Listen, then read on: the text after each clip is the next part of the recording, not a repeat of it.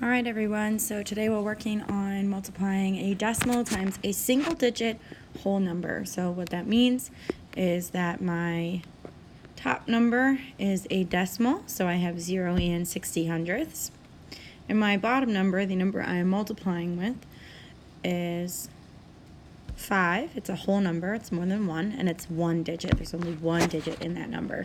So really quick, what we're talking about here is like saying I have 5 groups, 1, 2, 3, 4, 5, with 60 cents in each one. So this has 60 cents, 60 cents, 60 cents, 60 cents, 60 cents. Okay, so that's what we're looking for, is the total of all 5 of those together. So just keep that in mind today when we are multiplying these numbers out. So we always start with the digit on the right. In any algorithm we use, we always start with the furthest to the right. So I'm going to start with 5 times 0, which I know is 0. 5 times 6 is 30, but I can't put 30 down below. I can only put one digit, and my next place value over will get my 3 that I'm carrying. Then I have 5 times 0, which is also 0, plus my 3. So I'm going to stick that at the end. Now, if you notice, in this problem, we have a decimal. It wouldn't make any sense for 60 cents, 5 groups of 60 cents equal $300. That doesn't make any sense. It's like saying, okay, here's 60 cents, another 60 cents, another 60 cents, another 60 cents. It should really only be a few bucks. So the thing with our decimals is that we have to figure out where it goes. Now in multiplication, the trick is pretty simple. Okay, I'm going to do it in green here. You count the number of digits, 1, 2, after our decimal. Start here, 1, 2. My answer should have the same number of decimal places after the decimal. Let's try another one together. I'm going to go on over to this one here, just because the multiplication is a little bit easier.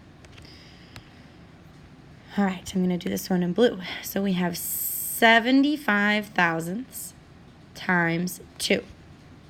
So again, that's like saying here's one group, 2 groups, and they each have 75 thousandths inside, and I need to figure out what those are all together. Now, you could just add 75 hundredths plus 75 hundredths, but we're multiplying here, so we'll keep it going.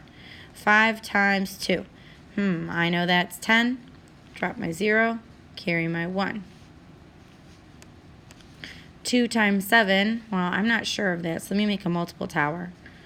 2, 4, 6, 8, 10, 12, 14. Okay, so 2 times 7 is 14, plus my 1 up top gives me 15, carry another 1. 2 times 0 is 0, plus 1 is 3. 2 times 0 is 0. Now I have a decimal, so I'm going to go ahead and highlight that, and in green, I have to figure out how many decimal places should come after it. So I see 1, 2, 3 scoops, 1, 2, 3. So I have 1, 2, 3 digits after my decimal, 1, 2, 3 digits after my decimal. I'm good to go. I'm going to skip on over to, let's see, let's do this one down below. 5 1/10 times 6. So multiplication here isn't too difficult. 1 times 6, I know that's 6. 6 times 5, I know that that's 30. But it doesn't make any sense to have 306, does it?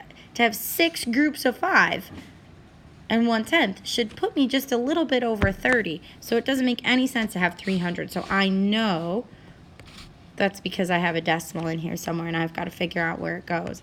So let's see. I start all the way to the right, and I count up to my decimal. One place. Oh, that's not bad. So in my answer, I also need to have one place.